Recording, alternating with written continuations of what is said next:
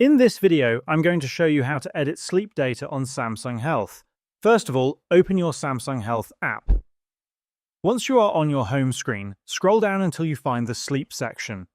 Once you see it, tap on it to open the sleep tracking interface. To enter sleep data, tap on the Enter Data option on your screen. After that, tap on Today at the upper side of your screen. From here, you can select the date for which you want to add or edit sleep data. After selecting the correct date, you need to select the time you went to bed and the time you woke up. Once you have selected the correct times, simply tap on Save at the bottom of the screen to save the data for that specific day. For example, if you want to add sleep data for a different day, scroll down on this page and tap on Add Sleep Record. After that, select the date and tap on Set. Once you've selected the date, you can enter the time you went to bed and the time you woke up. After that, tap on Save at the bottom of the screen.